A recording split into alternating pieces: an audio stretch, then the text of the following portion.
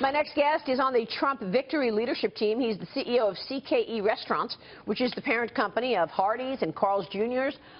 Andy Puzder joins us right now. Andy, good to see you. Thank you so much for joining us. Good to see you, Maria. Thanks. Yesterday we heard from Donald Trump, we heard from Hillary Clinton. I want to ask you about Donald Trump's economic plan, why you support him, and what is it about his plan to create jobs that you think will work, versus what we heard from Hillary Clinton yesterday, where she talked about infrastructure, she talked about minimum wage, health care. Well, let's start with their tax plans, which is really a big driver of economic growth. Donald Trump has a very pro-growth supply-side tax plan. The nonpartisan tax foundation found that his plan would generate 11% GDP growth over 10 years. They found that her tax plan, which is really a wealth distribution plan, not a growth plan, would cause GDP to decline 1% over 10 years. So he's clearly got a better plan with respect to growth and taxes. Secondly, he's got a better plan on energy. Her plan on energy is to put people out of business. It's to take America's energy resources and reduce the amount we produce. His plan is to grow the energy sector, which is hugely important for our economic growth going forward. And obviously, in the coal mining industry in particular, Hillary Clinton's plans would have a very, very adverse impact.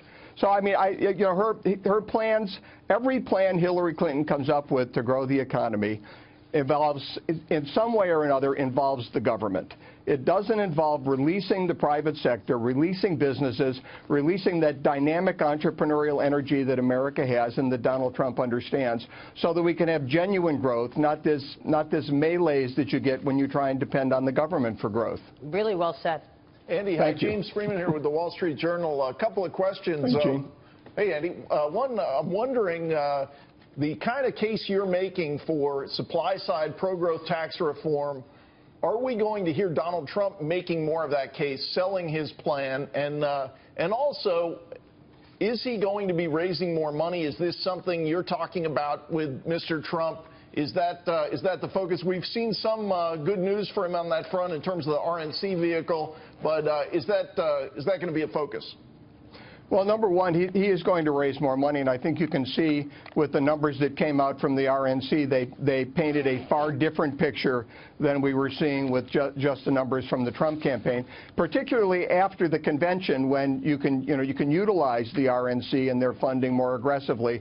I think you're going to see the balance come with respect to the spending by each side. So there will be an increased emphasis on spending, and there will be an increased emphasis on fundraising. As far as Mr. Trump defending his economic policies, I think you'll absolutely see that.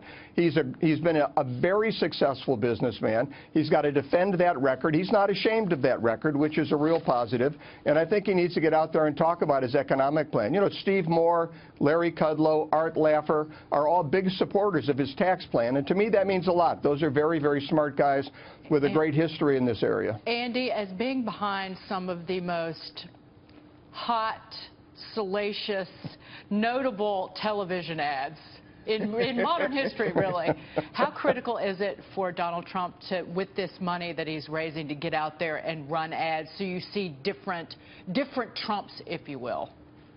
Well, I'll tell you what, if you asked me that about any other candidate in the history, during my lifetime, let's say, I would say absolutely he needs to get out there, he needs those ads. Donald Trump completely turned upside down the model with respect to how you run for office in the primaries. I don't know whether he needs it. Could you imagine, though, with the kind of social media attention that he gets, if you combine that with sufficient fundraising to really get him on air with traditional advertising as well, that would be incredibly strong. I don't know how anybody stands up to that. So I'd love to see him get the money. I'd love to see him run ads that get attention. But whether he needs it or not, he's been an amazing candidate. I really can't tell you the answer to that. Hey, you know, one thing with the Donald Trump campaign, you know, as he goes out and he talks about, I might fund this myself, I might use my own money. Do you think that could be working against him and kind of turning some would-be donors off and saying, hey, he doesn't need my money, I'm going to hold on to it? Well, I hope it doesn't turn donors off. The criticism I hear is from people on the Democrat side saying, well, he's using his own money. He's not able to raise money from people. Of course, if he was raising money from people that would support him, from large donors, they'd be criticizing him for that.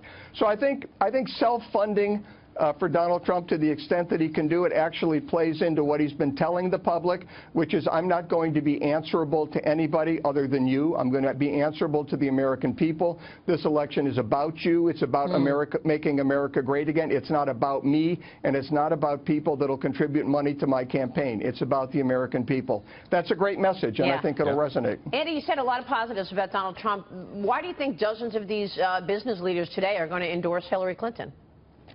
Well, I think there's a feeling among some business leaders that she's got a very good chance of winning the election. And oftentimes people will get behind the person they think is going to win. So I think you have some people trying to place their bets right now, and I think they're betting on the wrong horse. But that's, everybody gets to choose in this country. And we know one of her proposals is higher minimum wage, and you've actually seen the impact of that on the ground floor.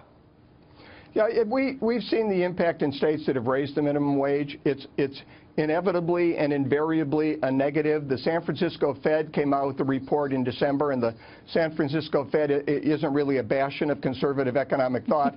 And they came out with an analysis that went through all of the different surveys and analyses that were done on minimum wage increases, and they said that a minimum wage increase hurts the least qualified workers. It hurts the workers it's supposed to help, and you see that everywhere that it happens. You see a decline in jobs for people that really need those entry-level jobs to get on the ladder of opportunity. So it's a big mistake. Andy, good to speak with you. Thanks so much.